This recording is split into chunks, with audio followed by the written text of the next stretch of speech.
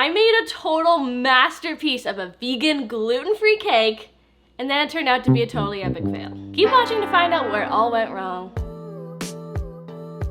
Sometimes in life, our failures can actually end up leading to success further down the road. I really wanted to make some sort of delicious fall-inspired cake-type situation for you guys today, and I did, and then I ruined it.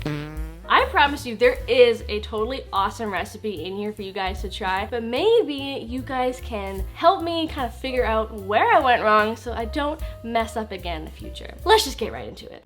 So I decided to make this pumpkin date cake from an old date loaf recipe from my grandma's. It looked really delicious and only required simple ingredients, so I thought, why not? I started by combining all the dry ingredients in a bowl, which was gluten-free flour, baking powder, and soda and salt, plus some pumpkin pie spices like cinnamon, ginger, nutmeg, and cloves. Whisked that all up until it was a delicious smelling dry mix, and then moving on to the wet mix, we used some pumpkin puree, which is homemade by the way, you can check the video up here for my recipe, and some orange zest and orange juice and 1 flax egg as a binder, and then just for a little extra natural sweetness I added in some coconut sugar. Right away I was hit with the most pungent orange smell, and oh my gosh, it smelled so delicious, but I don't know why I wasn't expecting it to smell so much like orange. I don't know what I was expecting. Then I folded in the dry ingredients and I started to notice it was a little bit too dry, more doughy than battery, so I added in the remaining liquid from soaking my medjool dates, and that totally did the trick, made the mixture into more of a batter than a dough. Stirred that to combine and added in some chopped walnuts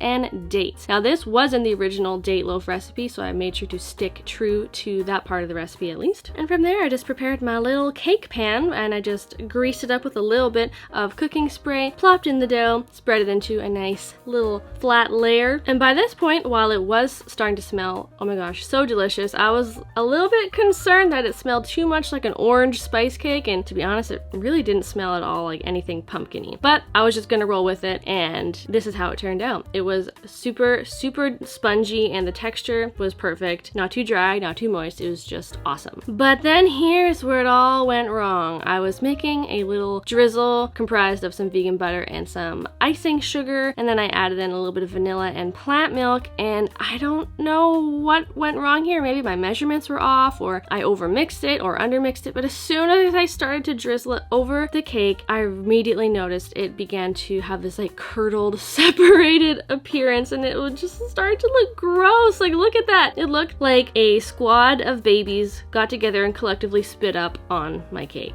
It just looked curdled and gross, and I was very upset. This was not at all how I imagined my cake looking, so I felt a little bit defeated at this point, but I decided to still go through with making this recipe video and see what I could salvage. I mean, at least the cake looks good, like the actual cake itself. Really good texture, super soft and fluffy and moist, so at least we have that.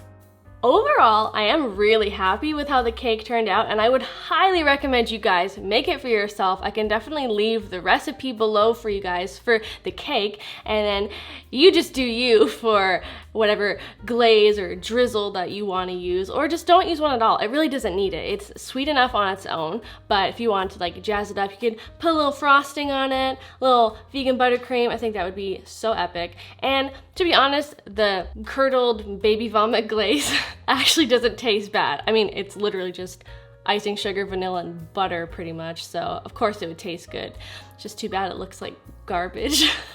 I think this would also be really good as a loaf, as the recipe obviously intends, but you would need to cook it for much longer. 50 to 60 minutes is probably what you would want to do. I definitely see myself making this a lot in the future. It is really good. I will not be calling it a pumpkin cake going forward, although I think it's still good to use pumpkin puree in it because it's a nice, like, healthy replacement for butter in loaves and cakes and whatever. Or, you know, you could use applesauce, which is also a great butter replacement. But yeah, I'm definitely gonna make this again in the future. So I guess you could say that this recipe wasn't a total fail, just somewhat of a fail. Give me your favorite easy, simple drizzle glaze recipe. Let me know in a comment below, because clearly I need to learn how to make better icings and drizzles. I honestly thought you just use icing sugar and milk or water. I don't know why I chose to throw butter into the mix. That just messed everything up. I know nothing. If you guys like this video, make sure you comment down below and give this video a big thumbs up, and make sure you're subscribed so that you don't miss other fall-inspired recipe videos like these ones right here. Thank you guys so much for watching, and I'll catch you in another video. Bye!